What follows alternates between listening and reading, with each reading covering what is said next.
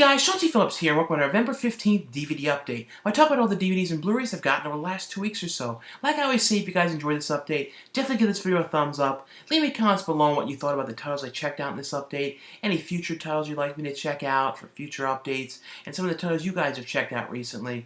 Now the first ones I got from Shout Factory, Scream Factory line. Now the first one is one that I have, really, I haven't seen this one in a really long time, and then, when I was watching it, I forgot how much I really liked this and how cool this movie was. I remember seeing it for the first time, like I wanted to see it on, on VHS and its dolls, but I remember I rented the VHS for years back at Hollywood Video and ended up breaking the VCR, and then I put it in another one. I don't know why I did that. It was weird, like, something mattered of the tape, and it kind of, like, destroyed the VCR. I didn't even get stuck in there. It just destroyed it. So it was almost like it didn't want me to see this. I don't know what it was about, so I didn't see it until years later on DVD. And now I finally got to see it again, on HD in the new edition. And it's basically about this family that's like on a trip, and it's the girl and her father and the new stepmother. The stepmother's like really mean, and like they don't really want the girl along. They're kind of like on their trip together, and they're stuck with his daughter, because of the divorce and all that kind of stuff, and he has to take her. And it's pretty much about them breaking down in the middle of nowhere on the way to this place they're trying to get to, and they end up stumbling into this old house where the guy who lives there with his wife is this old toy maker who makes all these dolls, and the whole house is full of dolls. It's one of those kind of movies where if you're creeped out by dolls, like you'll definitely be creeped out by this movie. There is like every kind of doll you can imagine in this thing. And when they get there, the daughter starts seeing things, and she ends up seeing one of the other people that stumbles into this house getting killed off by an attack by this doll. Of course, she tells her, the dad and the stepmother about it, and they don't believe her. They think she's like making it up. And she ends up, becoming friends with this other guy who stumbled into the house, and it's kind of about them kind of investigating and trying to figure out what's going on, and, sort of seeing weird things happening. But there's some amazing effects in this of these dolls. Like, they were so well done. And like the kills in this and everything, the music, just the whole vibe of this movie. I think it's one of the, for the films that Empire Pictures did, I think it was one of their best movies to me. Just really, really well done, really works well. Later they went and did, the Ghoulies and things like that, which I liked. But this one, I feel like they perfected things so well in this, especially with the effects and things like that. And it also has on here commentaries with Stuart Gordon, the making of dolls on here, like a really well-made documentary on this, the trailer. I would definitely check this out. Of course, it always looks great. The Shipping Factory does an amazing job cleaning these up. And this just, to me, is just a really fun killer dolls movie. The next one from Scream Factory as well, and this is one of my favorite George Romero movies. And this is one of those ones that kind of gets overlooked and not talked about as much, because, he's mainly known when people talk about him for Night of the Living Dead, Dawn of the Dead, Day of the Dead. Those are like the ones that most people always talk about. I remember when I met him years back, I was telling him, this is one of my favorite ones. He was happy to talk about it because it was, like I said, not one of the ones that gets talked about as much. This is Monkey Shines, and it's about a guy who ends up in an accident and ends up getting paralyzed and can only move his neck, and he's kind of bitter about the whole thing. He's really upset about this and doesn't know how he's going to, continue on. And, his wife ends up leaving him because she can't deal with it, so his mother comes back. I think it was his mother comes back, and his mother is, like, terrible. And then he ends up getting this, this monkey that is like a helper monkey that helps him. It's kind of trained to bring him his food, and he kind of uses this, like, with his teeth, this laser pointer thing to point to things. The monkey starts helping him, but this monkey ends up becoming obsessed with him and becomes sort of nuts and totally obsessive about him. And he ends up finding this new woman, this girl that he likes, and she starts taking care of him, and the monkey becomes kind of like possessive, and it's kind of about, it gets worse and worse and worse about this obsessed monkey of him. I mean, to me, I really like this movie. They made this around the time when they're making a couple other kind of crazy monkey movies. Another one was Link, which I would love if Scream Factory put that one out. It's kind of another overlooked one. But this is like a very different movie for George Romero, like a different tone. And like I said, I like these kind of movies. I like when he did like a very different kind of film. This on here has a commentary track with George Romero, the making of Monkey Shines, an alternate ending and deleted scenes, behind the scenes footage. So it's really cool that they got a whole bunch of different stuff on this. Another one that looks very good though. Another one. This is another one too that I feel like you don't hear talked about as much, and this is it was based on a Stephen King book, I believe. Yeah, I'm pretty sure. Yeah, based on a Stephen King book, and it's kind of like I almost felt like it was kind of written in a, like when he was sort of thinking about like kind of like a different version of himself or something. Stephen King, and this is basically about this kid, in the beginning of the movie, this kid who ends up getting this operation because he's having like weird things happening to him, and they find out that he has like something growing in his head that's almost like a twin that never developed. You see this eyeball on his head, and years later, he's this writer, and he kind of writes these kind of normal books, but then he uses this stage name where he writes kind of like Stephen King kind of books about murder and all these kind of different things. And this one guy comes to him where he's teaching and said, and has discovered that that he writes these other books under the secret name, and that it's him, and he's basically trying to blackmail him and tell about this. And he ends up coming up with the idea that he's just going to come out and tell everybody that he writes these other books that are very popular. His regular books are like normal, don't get any attention. They don't really get bought. They get really good reviews. No one buys them. But the dark, gory horror kind of books under his other name, everybody buys these things. And as soon as he ends up coming out to everyone about this and kills off his alter ego where he writes these dark books, people start dying off. But when someone is killing them, and it's starting to look like he's doing it, like all the evidence is pointing to him, and it's kind of about the cop, played by Michael Rooker, trying to figure out what's going on, trying to figure out why, because he doesn't have any recollection of this is going on. So it's pretty much about him trying to figure out what's going on and then being investigated. I like this movie. It's a very different movie. I guess I'd say it might go on a little longer than I think it should, but I always kind of like this one. Like I said, this is another one that I had not seen in a really long time. It has commentary on here, and deleted scenes, behind-the-scenes footage. Another one, though, too, really looks good. This one I had never seen this before. Was never the hugest fan of the Pumpkinhead film, the first one. For some reason, I don't know why, I just never was that into that. I like the second one, though. It was a little bit different. It had a bunch of different people in this pop in it. Linnea Quigley was in a little bit of the movie.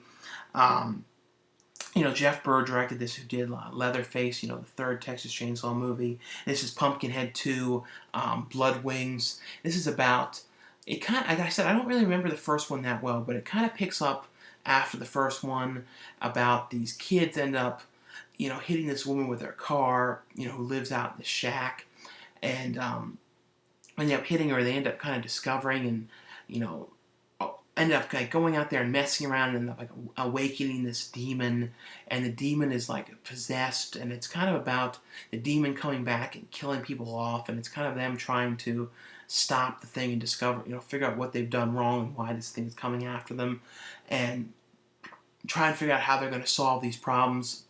That's pretty much the basic gist of it. Like, it's got really cool effects and things like that. Like I said, though, I'm not the hugest fan of the Pumpkinhead film. I don't know why. I could just never get into it. It's not a bad movie or anything like that. It was just like I never, for some reason, was like totally into that film.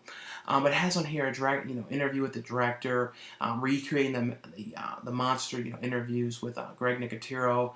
Like I said, though, it's a cool, creature feature kind of thing about this character coming after them.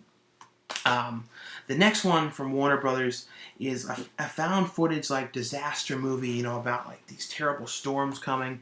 And I actually had a lot of fun with this movie. I saw this in theaters as well, and it's Into the Storm. And it kind of follows around a bunch of different characters, like these kids getting ready for their graduation. They're filming it.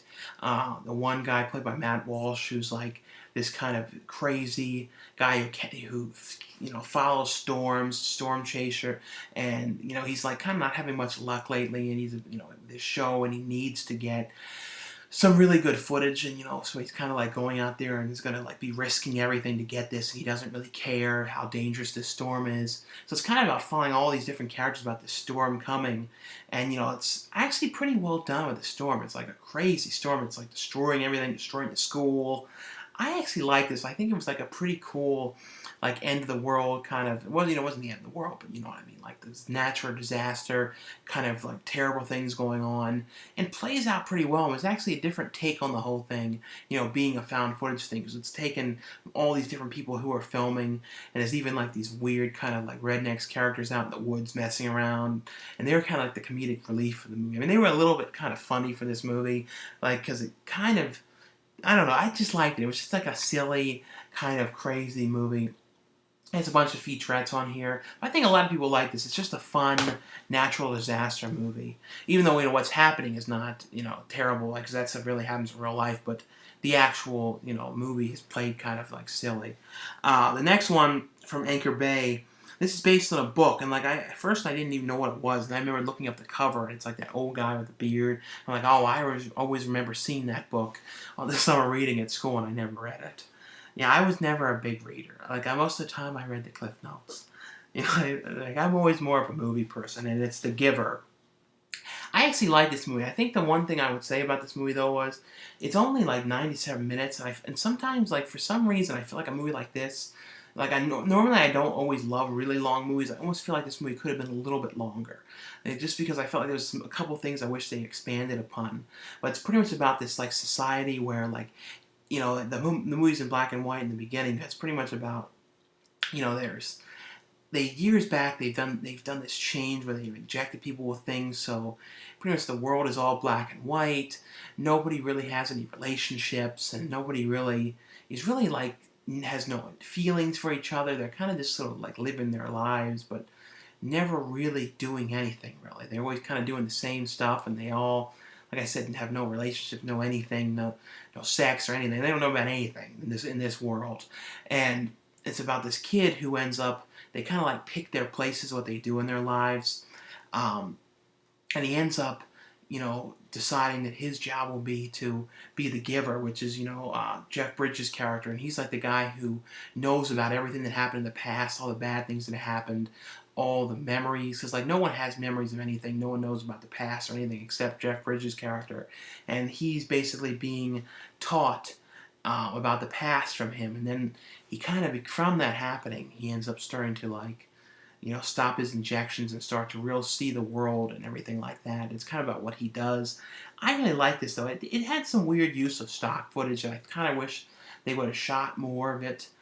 But I liked it though. I really liked this movie a lot. Like I don't know if everyone will like it, but I really did.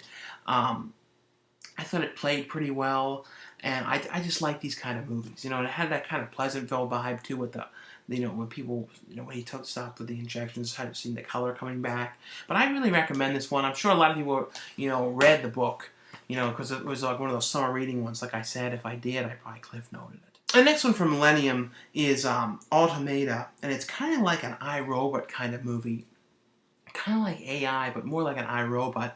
And it's pretty much about in the future, like there was this solar flare, and all these people were killed, and they created all these robots to try and build this wall to keep like the radiation out, or something like that they were doing, but.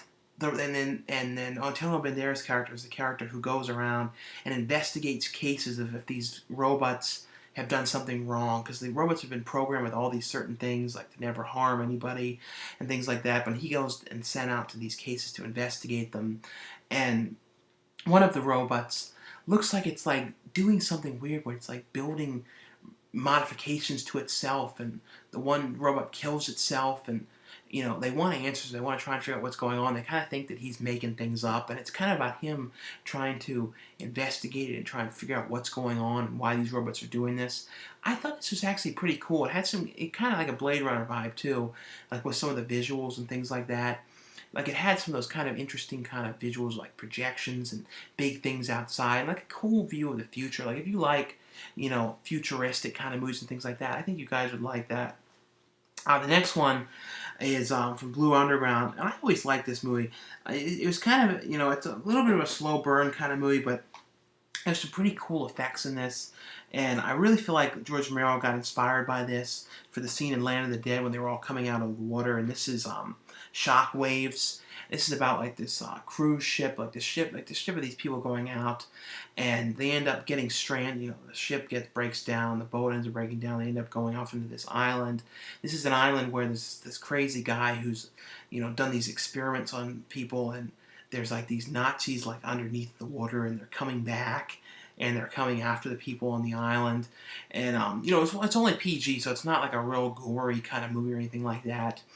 But it's about them kind of coming after them. But it's the coolest aspects of this movie, really, like I said, is them coming out of the water and coming after them. This is also a brand new transfer on this movie.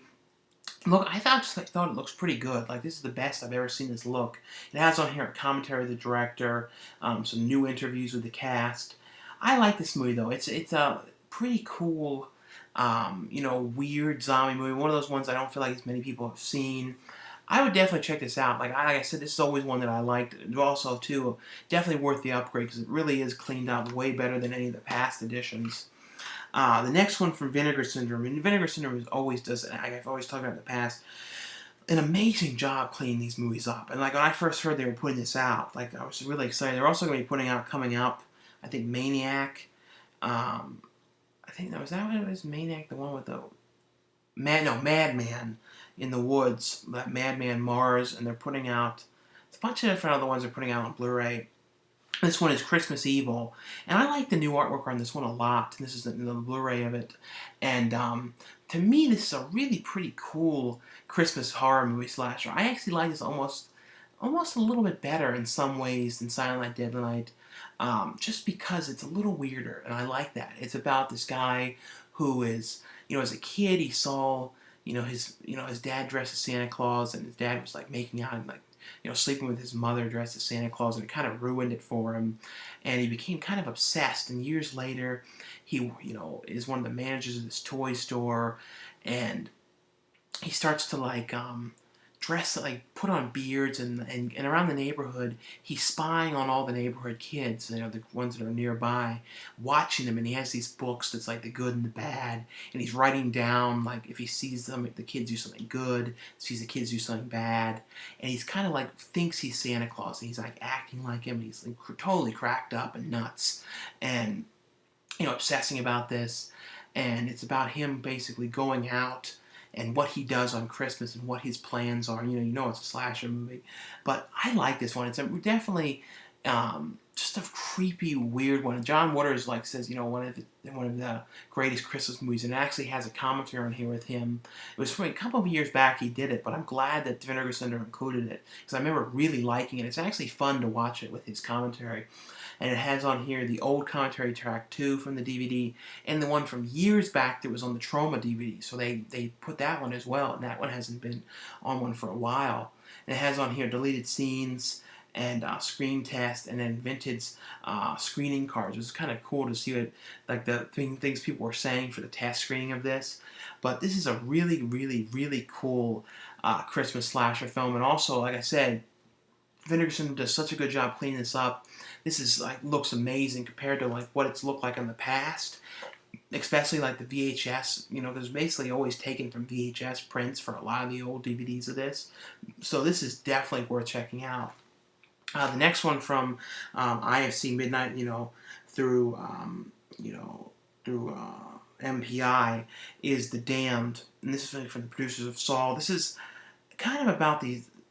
I don't know exactly where it was set, but it's about this girl who's on a trip, and her father's out there with him.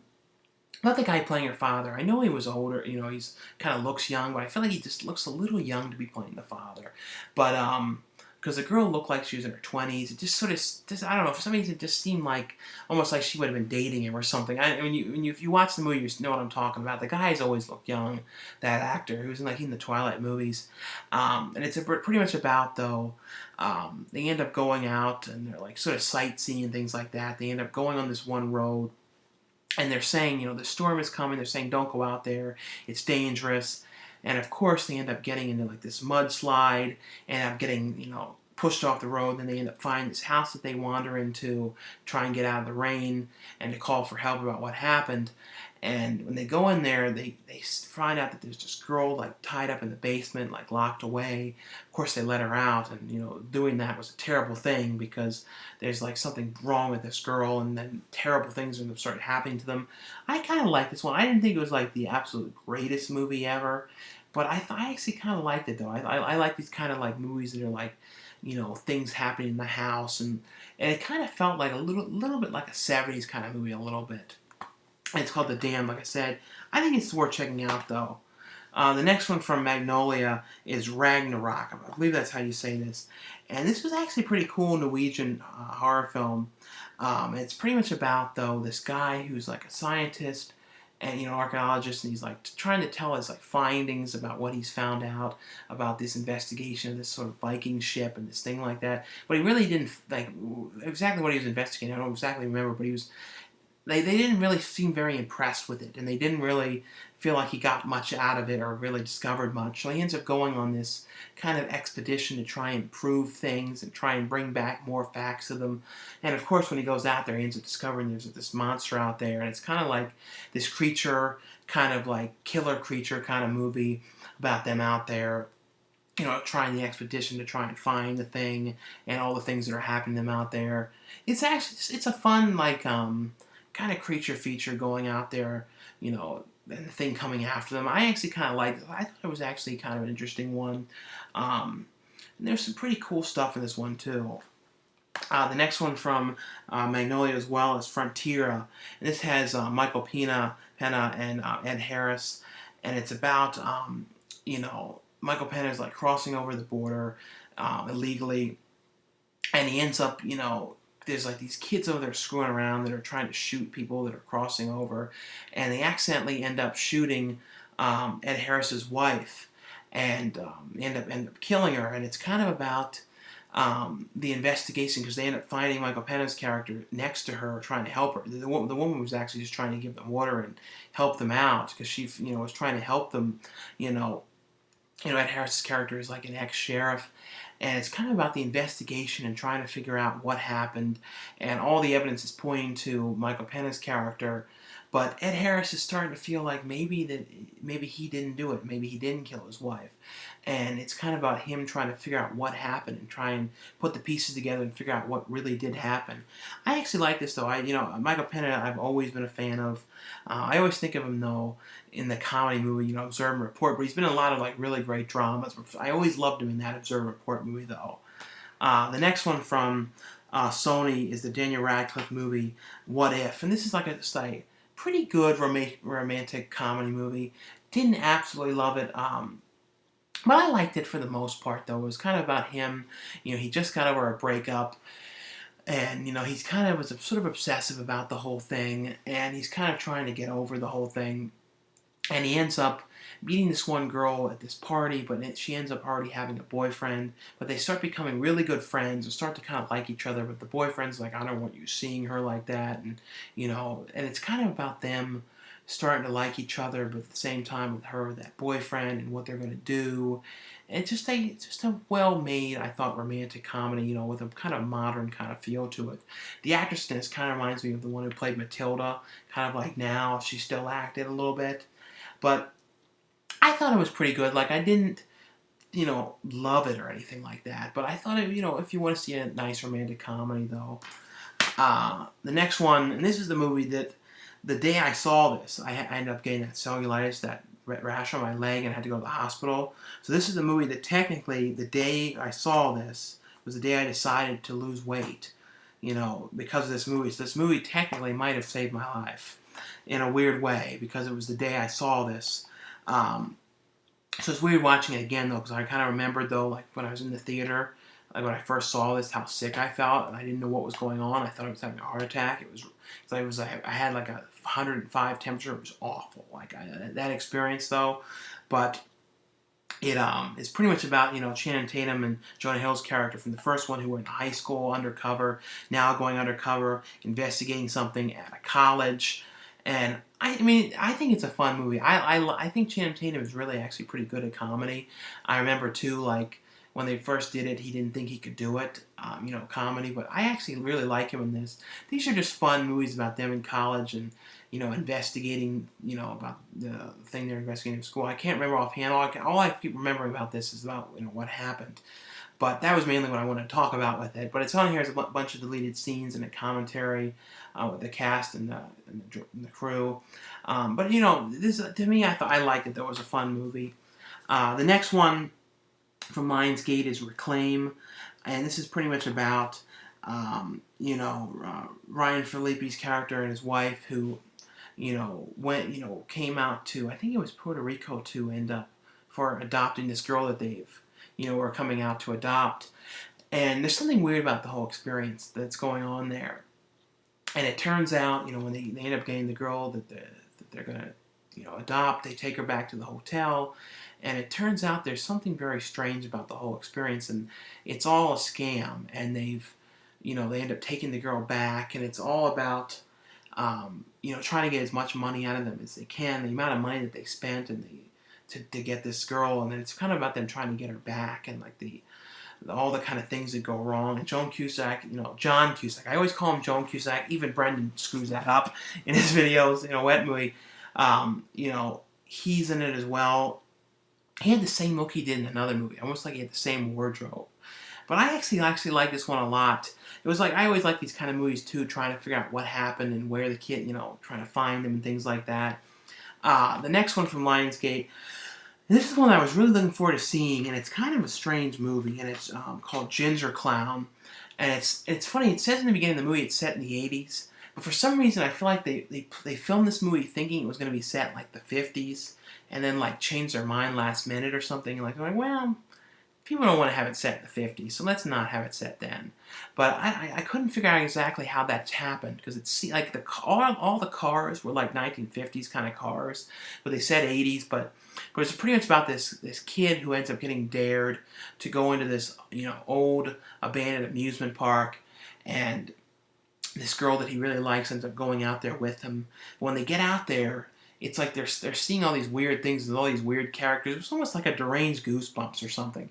There's all these weird creatures, and they're voiced by Tim Curry and Brad Dourif, and that's essentially what it is. It's just like weird, gross creatures and really weird stuff, and like actors in I think it was Bulgaria, or Hungary, like doing like these kind of weird American accents. I kind of liked it though, but it's also very strange. Like really, really, really strange, like hard to explain strange, but it's definitely worth checking out, but it's just definitely an odd one. And the next one from Millennium is James Cameron's Deep Sea Challenge 3D. This one I actually had a lot of fun watching. It actually looks really pretty good in 3D. This is about James Cameron, who, is directs movies, but also really likes exploring, and is like a lot of his movies too have always had themes of the ocean and the deep and things like that, with The Abyss and Titanic. And he really wanted to basically go down to the bottom of the ocean, like the furthest that anyone's ever gone. This movie's about him and the act of building this submarine that can get him down there, and kind of like all the things that they've had to deal with to build this, and how they've had to invent new things, and ultimately about his journey down. I actually really like this one though. Like, he's the star of this thing. It's all about him, and I thought it was a really pretty well photographed thing too. And some pretty cool footage, underwater footage and things like that. I mean, like, he didn't discover too much when he went down that deep, because I'm not ruining anything though, because people know that he did it. But the actual act of making it and everything like that, like, I really like this though. The next one from Image, this has a crazy cover on this, and it's Phobia. It's kind of like the cover to that one, The Strain, I think, a little bit. But this one has like these weird ants and like the things on the eyes, like in Clockwork Orange. This is pretty much about this guy who, his girlfriend passed away a while back, and he's become kind of like agoraphobic and obsessive, and can't leave his house and can't go anywhere. Like, he has delivery, like, groceries delivered to him, and all those kind of different things. And it's pretty much about when he's there, he ends up meeting this girl that he sort of likes, but then he's like, starts to have these crazy visions and seeing visions of his old girlfriend who's died and seeing all kinds of weird things. And it's pretty much about him just sort of like being nuts and like imagining things and seeing people and things like that, because he really needs to get out of the house, is what it is. But he's like, just like can't go anywhere. Like if he gets near the door or like the window, he starts to panic and like curls up into a ball and everything like that. I actually kind of like this one. I thought it was a pretty interesting one about somebody who was totally, couldn't go anywhere, but then became, paranoid in his own house. The next one from Cinedigm is Breaking at the Edge. This is about this one, this couple that moves into this place, and she's pregnant, and she ends up starting to see someone weird in the building, where they live, and she sees her in the elevator and starts seeing her outside the place, and it's pretty much her trying to figure out why this kind of ghostly woman is like around and who this person is and what they end up wanting. It's one of those kind of things about kind of trying to figure it all out and put the pieces together. And ultimately, though, I actually did like the resolution of what this was and what was going on with it. It was actually pretty creepy. There were some actually kind of creepy aspects in this. It was kind of funny, though, Andie MacDowell in this, because this was like one of those like kind of more of a horror movie. I don't think I've ever seen her in a horror movie. I always think of her, though, from Groundhog Day. But I like this movie. It was about, like I said, trying to figure out who this girl was, because you end up seeing her on the news, too. And she's been missing. It's kind of about trying to figure out the whole thing. The next one from Unearthed Films is Ryan Nicholson's new movie Collar, and this one stars Nick Principal in it, and Nick Principal is like the bad guy in this. It's about this cop who's investigating this guy who's like just killing these people, but then she ends up getting taken in by this guy and all the bad things that happen to her. I always like Ryan Nicholson's stuff. This one was a little bit different than some of his other ones. My favorite one that he's ever done is Gutterballs, and then The Hanger. Hanger I really like too. Lloyd Kaufman had a fun thing in that one too. This is a pretty cool one. Always like Nick Principal and stuff as well. The next one from Vinegarson, I had to cover up the cover so no one says anything about it. It's not really bad, but people always say stuff about it. And this is more of an adult film, and it's Pretty Peaches.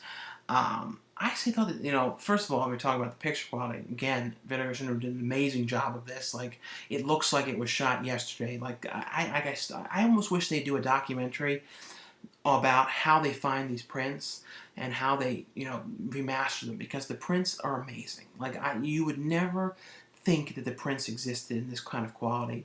And it's pretty much about, though, this girl who's at her father's wedding and ends up, leaving the wedding, and it's out in Vegas, or kind of a weird area in Nevada.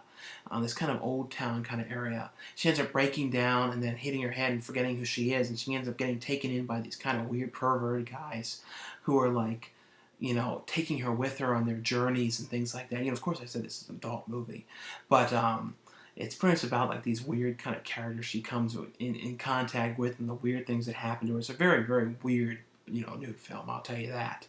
I thought it was actually pretty good, though. It was like a lot of adult actors too, you'd know from a lot of 70s movies are in this. The next one on here, there's two cannibal films. I had to cover up the one thing because it's a little gross. This is from Intervision, and it's In the Land of Cannibals and Mondo Cannibal. And these are Bruno Mattei films, who did Rat's Night of Terror and a bunch of different stuff. But these were his kind of shot-on-video cannibal movies. Like, not really video, I think they were like beta, but they look so cheesy, and like the graphics, and like the whole point of these was like bad movies. That's like when they put them out, even talk about on the back how bad they are. But they're like, it's really cheesy, and like terrible fonts, and terrible editing, and terrible everything with these. The one of them, though, is kind of the Mondo Cannibal, is like a total knockoff of, the Cannibal Holocaust, about like the same stuff kind of happening. And the next one is the other one's about like these missing army people, and they're going out on a journey to try and find them and figure out what happened to them. But these, like I said, these are really bad movies, but they're fun. Like, if you want to watch cannibal movies filmed, You know, I pretty much like with a potato, because like the picture quality is so bad on these. I mean, not bad like you can't see them or anything, just so cheap because they what they shot them on. But they're really fun, like shot really fast, bad cannibal movies. But anyway, though, guys, thanks again for watching, for subscribing, and I'll see you guys later.